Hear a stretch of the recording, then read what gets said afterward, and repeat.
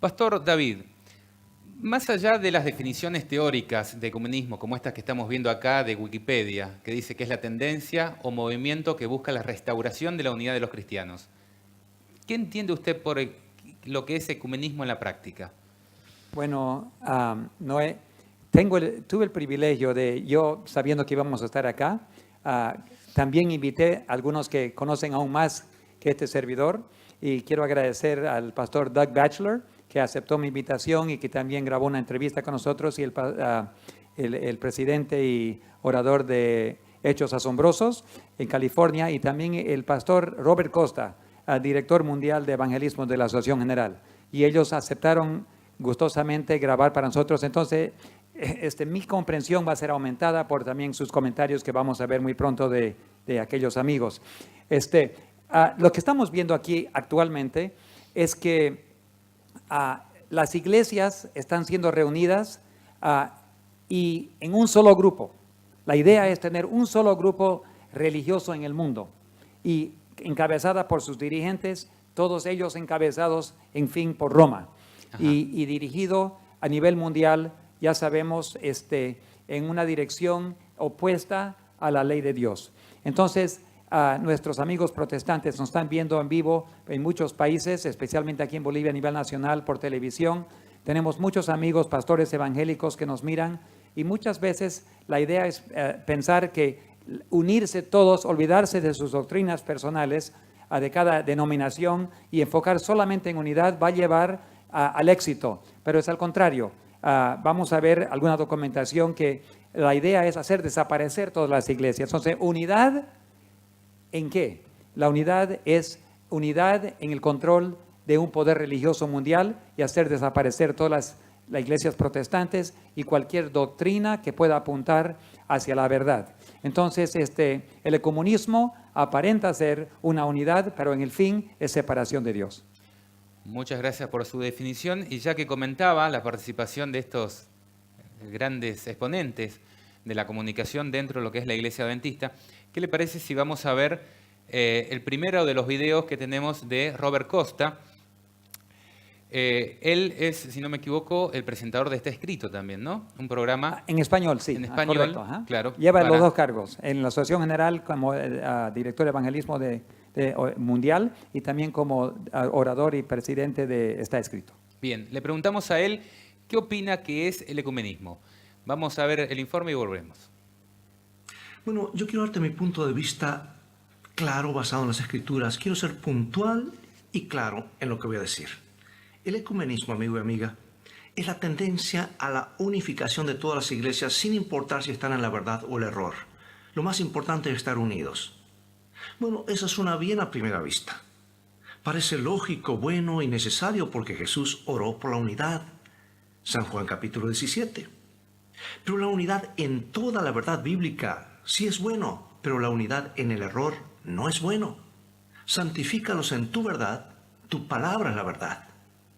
Esa debe ser la base de la unidad. Hoy se habla de unidad dejando de lado y desobedeciendo las verdades distintivas de la palabra de Dios. Te voy a mencionar algunas. El sábado. Hoy la gente desobedece abiertamente y guarda otro día. Yo diría, llegan un día tarde a su cita con el Señor. La ley de Dios, que es el asiento mismo de su trono. El estado de los muertos. La verdad del santuario. El llamado a salir de Babilonia, a dejar la mezcla de verdad y error. Que la hora del juicio ha llegado, a evitar la marca de la bestia. Si hoy se habla de amor y entendimiento, y suena bonito. Pero sabes, amor sin obediencia no es amor, es otra cosa. ¿Te imaginas si todos los cristianos se unieran en la verdad bíblica? ¿Qué es lo que ocurriría? Todos tendrían que guardar los 10 mandamientos. Y si todos guardasen los 10 mandamientos, ¿te imaginas lo que sería este mundo, lo que sería tu ciudad hoy? Sería un paraíso, que nadie mienta. Hasta los políticos tenían que andar derechitos. Que nadie robe, se acabarían las policías. Que nadie cometa adulterio, hasta las telenovelas se acabarían, yo creo. Que todos asistan el mismo día que Dios dice, acuérdate. el sábado a la iglesia, el día de los milagros, porque era el día que Jesús más milagros hizo. Si tú quieres ver milagros en tu vida, asiste el sábado a la iglesia, porque allí está el reposo, la bendición y la santificación de Dios. Amigos, sería un paraíso, pero tristemente muchos llegan un día tarde a su cita con el Señor cuando Dios dice, acuérdate. Sí, yo creo en la unidad, pero unidos en la verdad, como dice el canto, ¿verdad? Unidos en verdad, en la verdad bíblica. Y cuando venga Jesús, muchos dirán, Señor, hicimos esto, hicimos lo otro, y Jesús le dirá, apartaos de mí, no os conozco. Se lo dice a los cristianos, no a los paganos. Dios no permita que haya ninguno de nosotros dentro de ese grupo que está buscando la unidad sin importar si está basado en la verdad bíblica o no. Muy pronto vendrá la unidad total. Jesús vendrá a unir la familia del cielo con la familia de la tierra. Ese sí que será el verdadero ecumenismo bajo la unidad con Dios, su palabra, su verdad, unidos para siempre. Muy bien, esa era la opinión entonces de Robert Costa sobre lo que es el ecumenismo.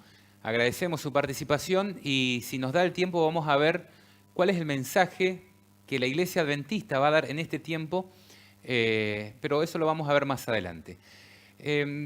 Pastor Remberto Parada, en la Biblia Jesús ruega por la unidad de sus discípulos. En la oración que él realiza antes en ese gran día, ¿no? Antes de morir. ¿Usted cree que el ecumenismo está cumpliendo esa oración? Yo estaba analizando un poco y mirando cómo el ecumenismo comenzó a querer unir a las iglesias, y inicialmente la idea era esa.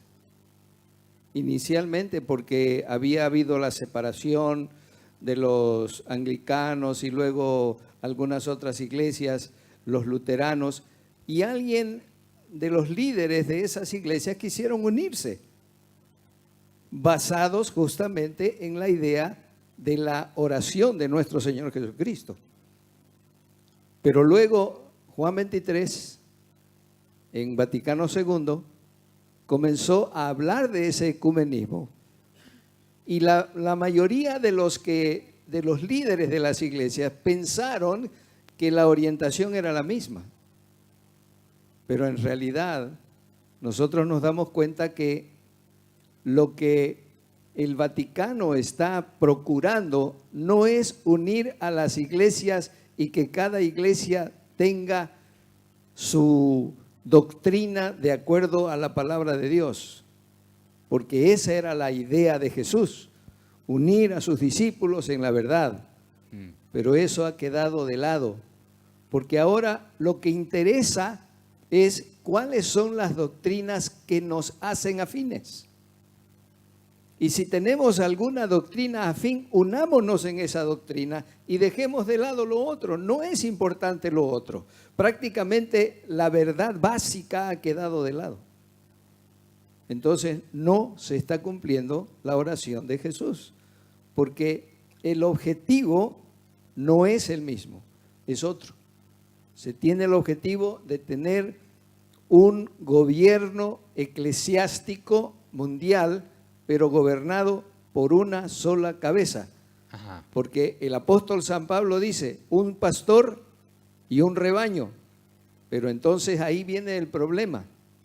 ¿Quién se considera el pastor del rebaño del mundo? Ahí está el problema. Ahí está el problema. Estamos viendo la posición de exponentes y personas que tienen ideología formada en la Iglesia Adventista.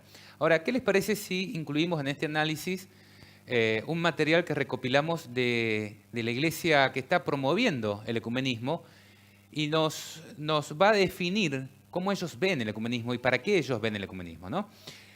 Alejandro Bermúdez es uno de los periodistas más reconocidos dentro de la Iglesia Católica a nivel latinoamericano. Él es director de la agencia EWTN Noticias y de ACIPrensa, que es Agencia Católica de Informaciones para América Latina. Él nos habló, hizo un programa entero de 1 hora que ustedes lo pueden encontrar en YouTube, sobre lo que es el ecumenismo, y nosotros hicimos un extracto de 5 minutos sobre la visión de la Iglesia Católica sobre el ecumenismo. Lo compartimos. ¿Qué cosa significa el ecumenismo? El ecumenismo es justamente el esfuerzo que la Iglesia Católica viene realizando para entablar un diálogo con los otros hermanos cristianos de las distintas denominaciones. La palabra griega oikúmene era utilizada por el Imperio Romano como el término ecúmene, es decir, una versión un poco latinizada de la palabra griega, ecúmene, y significaba todo aquello que formaba parte del imperio, es decir, la única unidad. Y cuando se hablaba de ecúmene como una unidad, implicaban que todo lo que estaba fuera no es que constituyera otra especie de unidad con la que competía, significaba la separación, la división o el caos, si quieren, ¿no? Pero desde el punto de vista religioso, esta palabra recupera un sentido puramente religioso a finales del siglo XIX, cuando se comienza a utilizar básicamente como sinónimo de diálogo en búsqueda de la unidad, que todos seamos uno. De ahí es que viene la palabra ecumenismo, que tiene este sentido de lograr una unidad fundamentalmente espiritual. La Iglesia Católica ha sido siempre el sinónimo de una sola iglesia, de la Iglesia cristiana. Entonces, este es el símbolo de Cristo, vamos a ponerlo acá, esta es la Iglesia de Cristo, una sola iglesia. La primera gran división es la ruptura que acontece en el año 1100 aproximadamente, y es cuando la Iglesia Católica, finalmente la Iglesia Católica, la Iglesia de Cristo, se separa de los hermanos ortodoxos, ¿no? Esta separación, por si acaso, con los hermanos ortodoxos, es una separación que es solamente de disciplina, no de doctrina. Ellos dejan de creer en la autoridad del Papa. Los ortodoxos van a tener luego algunas divisiones, por ejemplo, entre los ortodoxos rusos, ¿no?, y los ortodoxos griegos. Y así tenemos nosotros que entre ellos también existe una división. Posteriormente, esto va a seguir más o menos hasta el año 1500, en el siglo XVI. En el siglo XVI nosotros vamos a tener una triple ruptura que es muy importante. Vamos a tener primero la ruptura luterana, luego vamos a tener acá la ruptura anglicana, la de Enrique VIII, y vamos a tener la ruptura calvinista. Estas son las tres rupturas. Estas denominaciones luego se van a ir combinando entre ellas muchas veces, ¿no? Y luego se van a ir dividiendo más y más, haciendo cada vez más divisiones. El asunto es que de estas denominaciones nosotros tenemos aproximadamente hoy en día más o menos unas, este es un 3, vamos a dibujarlo más bonitos, unas 32.000 denominaciones. 32.000 denominaciones. Para que vean, tenemos la Iglesia Católica, que es una sola, ¿no? Acá tenemos la Iglesia Católica, que ha seguido a lo largo de la historia siendo la misma Iglesia de Cristo, y junto a esta Iglesia Católica tenemos estas 32.000 denominaciones. Entonces, lo que el diálogo ecuménico quiere es que justamente todas estas divisiones desaparezcan y volvamos a una sola Iglesia de Cristo, esta que es la Iglesia de Cristo. La unidad de los cristianos tiene tres objetivos finales. ¿Cuáles son los objetivos de la unidad de los cristianos? En primer lugar, la profesión de una misma fe recibida por los apóstoles. Como le decía, la profesión de la fe no va a ser producto de un consenso. En segundo lugar, que logremos celebrar juntos el culto divino, sobre todo de los sacramentos, que podamos todos recibir la misma comunión. Y en tercer lugar, que todos reconozcamos la sucesión apostólica por el sacramento del orden. En última instancia, lo que estamos diciendo con estas tres cosas, hermanas y hermanos, es que nosotros estamos buscando la unidad de los cristianos cuando todos seamos uno en lo que hoy en día es la Iglesia Católica. Y por eso es que nosotros hemos tenido esta tradición maravillosa de la Semana de la Unidad de los Cristianos, que como les digo... Bien, el objetivo está claro. 3 objetivos fundamentales, si podemos ver luego la placa aquí, dice profesión de una misma fe, la recibida por nosotros, según la Iglesia Católica, la única Iglesia de Cristo, de los apóstoles. O sea, ellos establecen qué creer y qué no. Segundo objetivo, celebración del culto común, dice nosotros administrando los sacramentos, o sea, los principales ritos de lo que es la Iglesia. Y después dice, nosotros administramos el sacramento del orden, o sea, el mando, la sucesión apostólica. Nosotros tenemos al sucesor de Pedro. Es decir, en definitiva, no queda nada fuera. Dice, el ecumenismo es cuando todos seamos uno en lo que hoy en día es la Iglesia Católica. Yo les pregunto a ambos, ¿qué puede estar pasando por la mente de un evangélico, por ejemplo, al ver esto? Como dije antes, casi todos piensan que es una unidad y que todo va a continuar normal, solamente vamos a ser hermanos. Pero como hemos visto ahorita, la idea es hacer desaparecer todas las iglesias protestantes y que quede una sola iglesia. La Biblia habla de eso, habla de un poder religioso político que en el fin hará guerra con todo el mundo contra el Cordero. Entonces hay muchos hijos de Dios en la Iglesia Católica, entre las iglesias protestantes. Dios tiene hijos e hijas en todas las iglesias. Pero los que van a seguir al Cordero, los que van a obedecer, si amáis, guardad mis mandamientos, dijo Jesús. Los que aman a Dios tanto que quieren guardar sus mandamientos, se van a encontrar en oposición a este movimiento para formar una sola iglesia, porque esa iglesia política, no hay duda alguna que hay solo una iglesia política religiosa en el mundo, y es la Iglesia Católica, no hay duda. Está bien. Sí, ellos ven el ecumenismo como la única unidad y a partir de eso no hay nada, el otro es el caos. Correcto, no hay nada, y esa iglesia no solo es religiosa, es política, manda a los reyes de la tierra.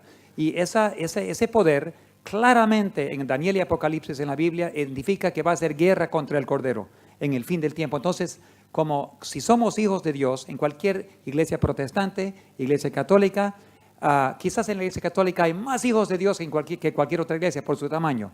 Así que no estoy hablando en contra de los hijos de Dios de cualquier iglesia. Somos hermanos y hermanas que tenemos que seguir al Cordero. Pero en el fin tendremos que decidir si vamos a obedecer a Dios o a los hombres. Ahí termina el asunto final y determina nuestro destino. Bien, Pastor Parada, luego comentarios del público. El diálogo interreligioso Sí.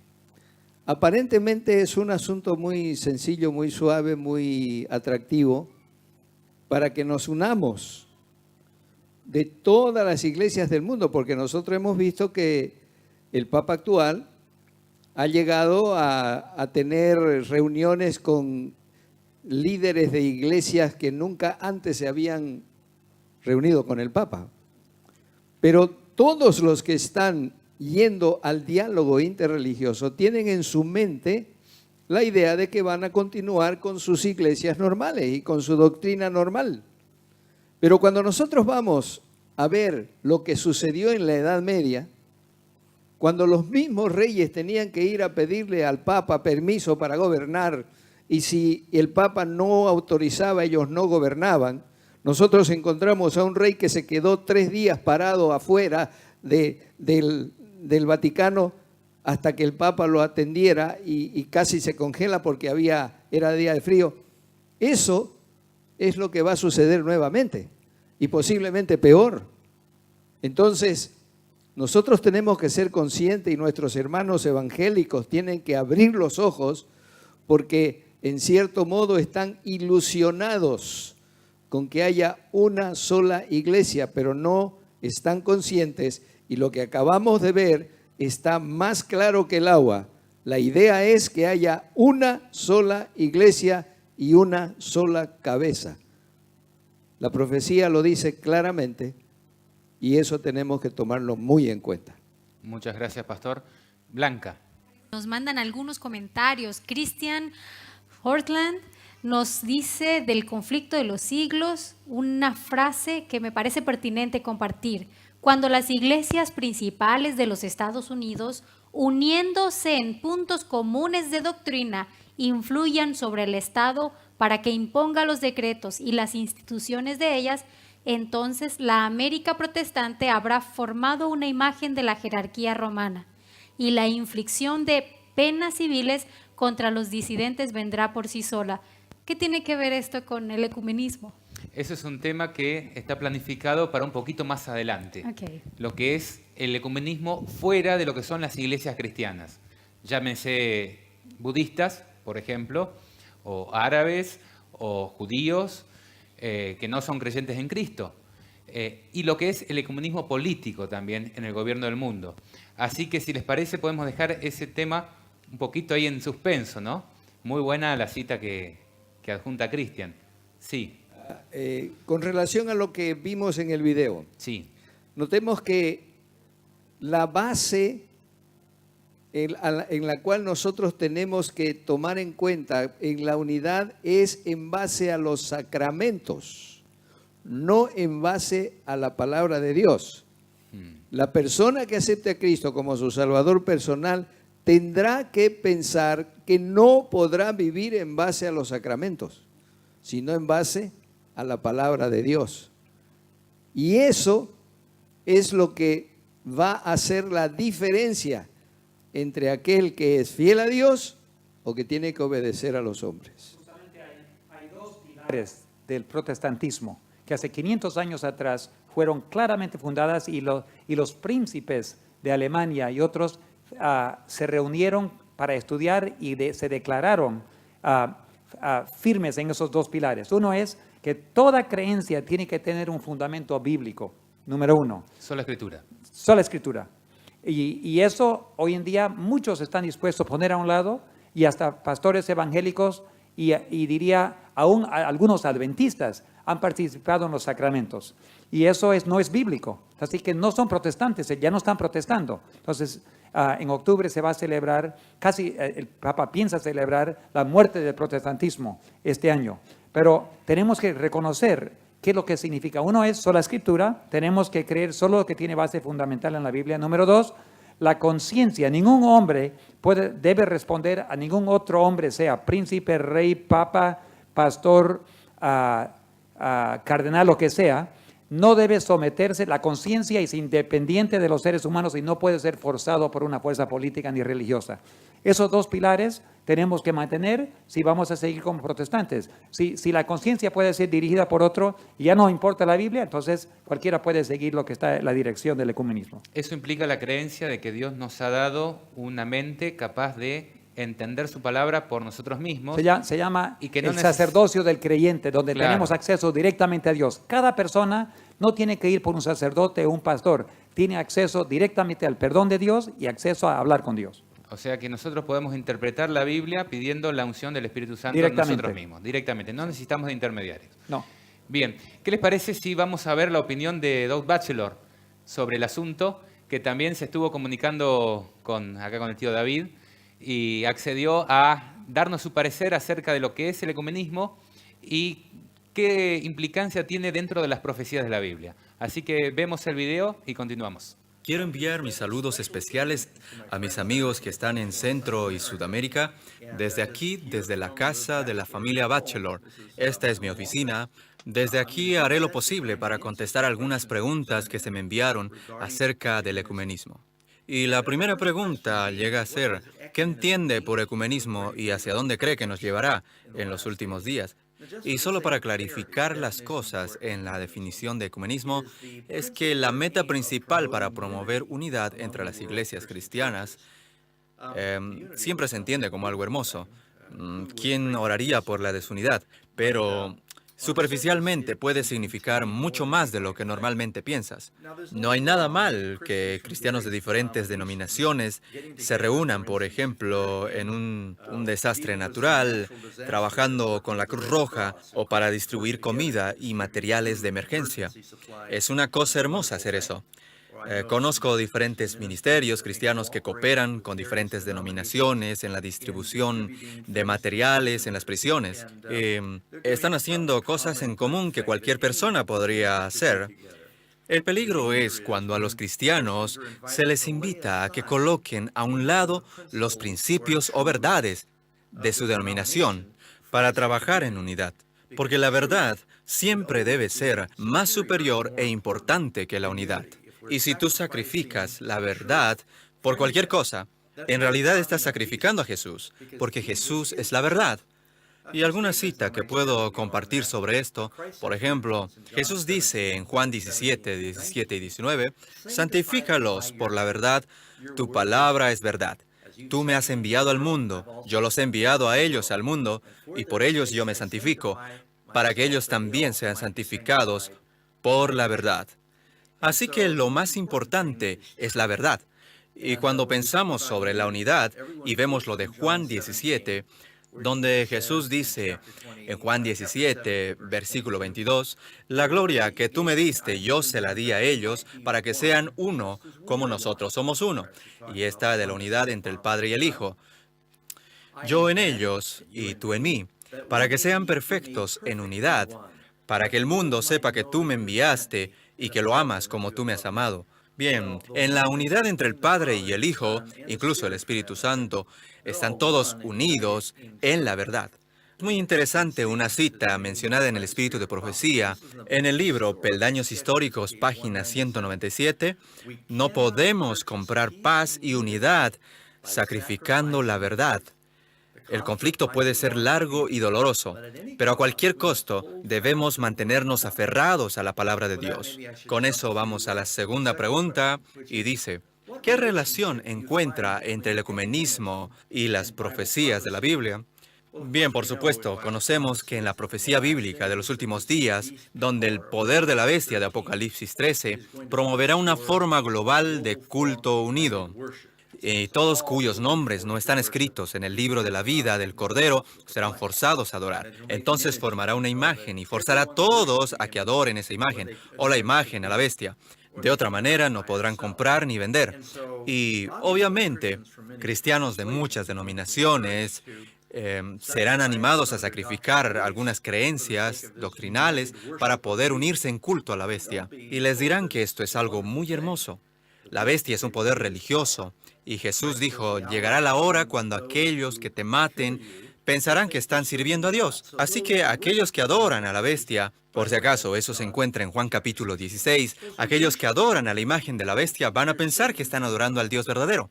Así que se pedirá a los cristianos de diferentes denominaciones que sacrifiquen algunos de sus principios y algunos de los mandamientos de Dios en pos de la unidad. Eso es lo que pasó en Daniel capítulo 3. Para obtener un culto unido, Sadrach, Mesach y Abednego fueron pedidos para sacrificar sus creencias contra la idolatría, para que se inclinen ante una imagen del rey, para poder unir el reino. Y esto va a acontecer otra vez de nuevo en los últimos días. A mí me parece muy interesante que en el mundo hoy en día el número uno de los grupos religiosos es el cristianismo. Hay 2.2 mil millones de cristianos en el mundo. Esto incluye los ortodoxos, protestantes, católicos, todos juntos, 2.2 mil millones. Entre los musulmanes hay 1.7 mil millones, así que el cristianismo y los musulmanes son las dos religiones más grandes del mundo, de los 7 mil millones de personas en el mundo. Los musulmanes están creciendo mucho más rápido que los cristianos ahora. Mucho de aquello es por el crecimiento biológico, pero están creciendo igual. El Papa reconoce eso, y este Papa de Sudamérica reconoce la importancia de construir alianzas entre las Américas, ya que el catolicismo ha perdido su control en Europa. En la mayor parte de Europa, en Francia, Inglaterra y muchos otros lugares, donde antes tenías iglesias, ahora tienes mezquitas. Por eso la Iglesia reconoce ahora algo muy importante, como extender la mano a Rusia. El Papa está construyendo una alianza con la cabeza de la Iglesia Ortodoxa, la Iglesia Ortodoxa griega, la Iglesia cóptica en Egipto. Están construyendo alianzas porque saben que están perdiendo su impacto con los países del primer mundo ahora.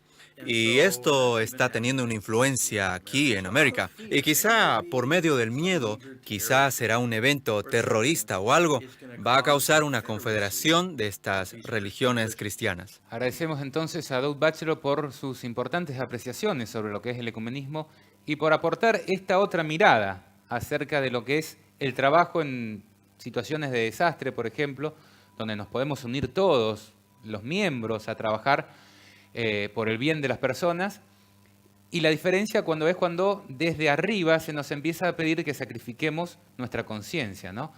Pastor Parada, usted también tenía algo que acotar sobre Yo eso. justamente estaba leyendo Apocalipsis 17, donde se menciona de la bestia, y luego dice aquí, y en su frente un nombre escrito, un misterio, Babilonia la grande, la madre de las rameras y de las abominaciones de la tierra.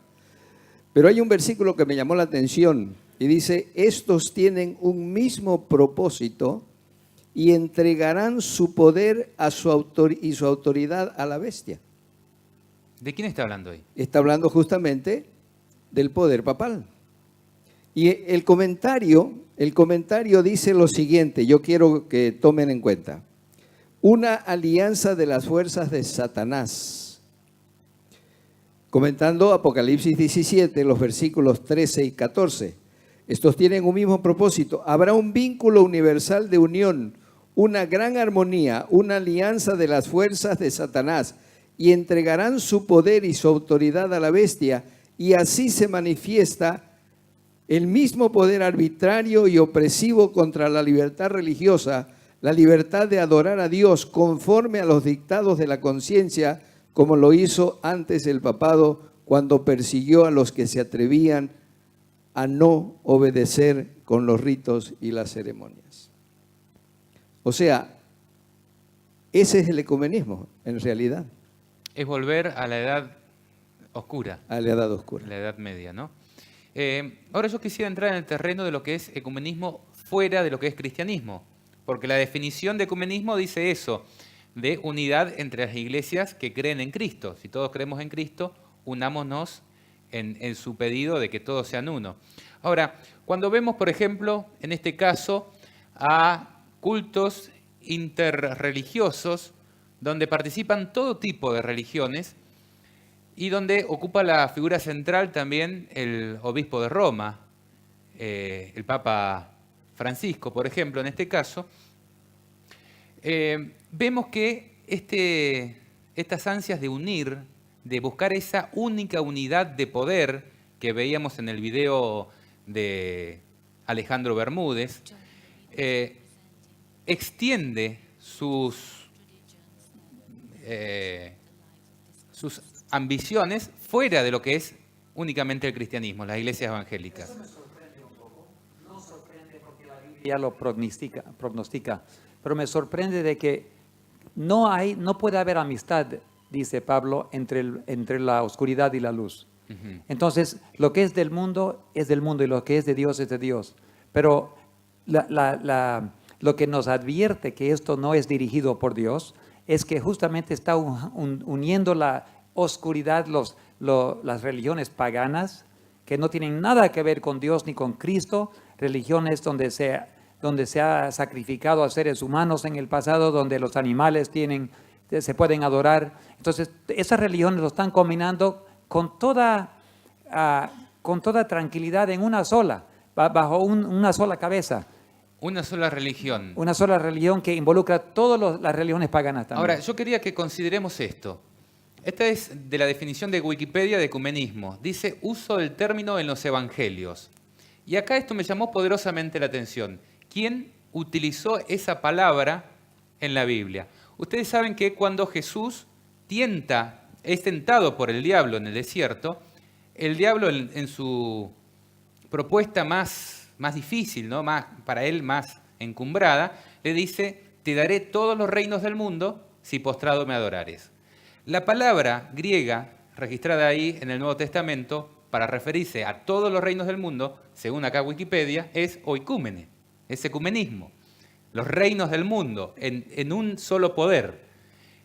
Y más abajo, si quieren ver uso del término en los comienzos de la historia de la Iglesia, van a ver que este término también está vinculado mucho con Constantino y lo que él hizo para unir el poder político con el poder religioso y hacer un conglomerado con lo que salió luego el papado de esa unión, ¿no? Así que, ¿qué visión tienen ustedes acerca de lo que es el ecumenismo político? El ecumenismo que va más allá no solo de lo que es la religión cristiana, sino de lo que es la religión. El ecumenismo que busca el poder político de este mundo. ¿El Papa estará aceptando esa propuesta de todos los reinos del mundo? Es justamente lo que busca. En las edades medias, como mencionó el pastor Parada, los reyes estaban bajo el mandato del Papa. Él ponía y quitaba reyes, o les quitaba su poder.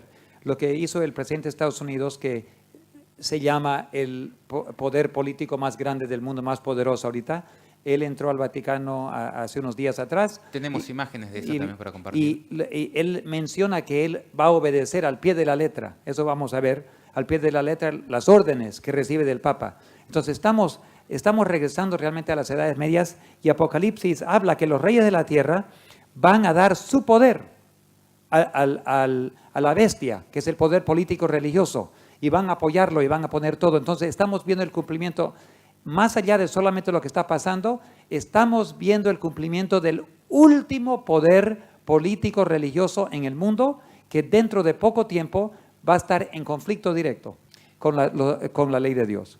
Acá estamos viendo en pantalla, si podemos ver un plano amplio, vamos a ver cómo recibe el mundo a el actual Papa Francisco. Los diferentes, recién veíamos en el Parlamento Europeo, acá estamos viendo el Capitolio, en Estados Unidos, el país protestante, y luego vamos a ver Naciones Unidas. Esto está en un video pasado en velocidad rápida, ¿no? Para no consumir tiempo. Ahora, lo están recibiendo en los ámbitos políticos y de ejecutivos del mundo con los brazos abiertos. ¿Qué reflexión le merece, pastor? Nosotros tenemos que darnos cuenta, desde el punto de vista político, que la globalización es una realidad ahora. Yo recuerdo mucho, se le preguntó a un presidente sudamericano por qué él estaba en contra de su propio pueblo. Y él dijo, es que yo tengo que seguir el orden mundial. O sea, los gobernantes del mundo están todos dentro de un sistema. Y si ellos no obedecen a ese sistema, luego van a ser sacados. Entonces, el nuevo orden mundial, ¿quién lo promocionaba más? El anterior Papa. ¿Por qué? Porque él estaba tratando en lo posible de que se vea la necesidad de que tiene que haber una sola cabeza para gobernar no solamente los destinos religiosos, sino los destinos económicos del mundo. Y eso es lo que el objetivo no es solo religioso, es también político. ¿Por qué? Porque justamente cuando se tiene en la mano el poder político y el poder religioso, yo puedo obligar a todos a que me obedezcan. Y eso es lo que menciona Apocalipsis 13. Usando la economía como la llave de fuerza. Sin duda alguna. Nos comenta, el diablo siempre hace falsificaciones de la verdad. Y ya menciona Apocalipsis 13.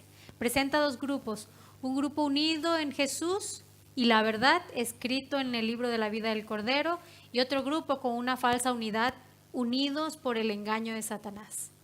Quería comentar eso, porque todas las personas aquí están escribiendo sus comentarios y ya muchas de las preguntas que nos han hecho han sido contestadas. Y qué bueno, agradecemos que están contactándonos, están contentos y nos agradecen, porque ellos tienen mucha curiosidad y han visto movimientos en sus iglesias, incluso no adventistas del séptimo día, otras denominaciones nos escriben para darnos gracias por que aclaremos esto, que ellos ven en sus iglesias.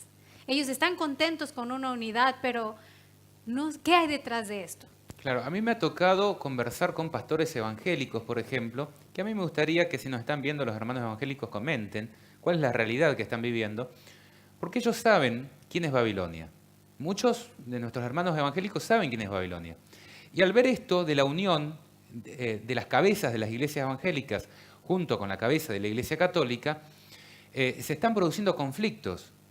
Y con los pastores que yo he charlado, me comentaban de que se estaban desmembrando de las organizaciones que los nuclean porque no estaban de acuerdo con esto de un solo culto común.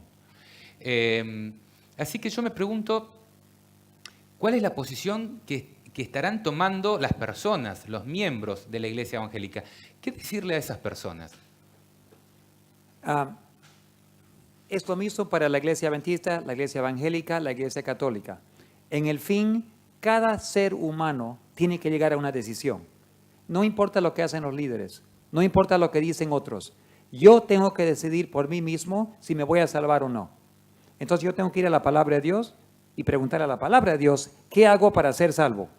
Es allí donde está la respuesta. Y si acudimos a nuestras Biblias, Dios nos va a dirigir y nos va a mostrar. Pero si acudo a un poder político religioso para que me diga que voy a ser salvo, voy a perder mi alma. Entonces, por eso es la misma para todas las iglesias. La Biblia, la palabra de Dios, tiene respuesta y es la única solución que tenemos. A mí me gustaría, por ejemplo, decirle a los hermanos evangélicos. Los hermanos evangélicos guardan el domingo en lugar del sábado. La Iglesia Católica reconoce que cambiaron ellos la santidad del sábado al domingo. Ellos lo reconocen. Pero los evangélicos quieren basarse en la Biblia para guardar el domingo. Y no son conscientes de que al guardar el domingo están haciendo caso y obedeciendo a la Iglesia Católica. Porque ellos fueron los que cambiaron el sábado al domingo. Pero ahora el asunto será mucho más fuerte. Porque cualquier persona que se anime a ser fiel a Dios y a guardar los 10 mandamientos, va a tener una oposición tremenda y va a tener que sufrir esa oposición. Por eso el Señor Jesús dijo, en las bienaventuranzas tendréis oposición, seréis llevados ante los reyes. Pero así sufrieron los que estuvieron antes de vosotros. O sea, como dijo el pastor Gates, nosotros tenemos que darnos cuenta que esto es un asunto de decisión personal e individual.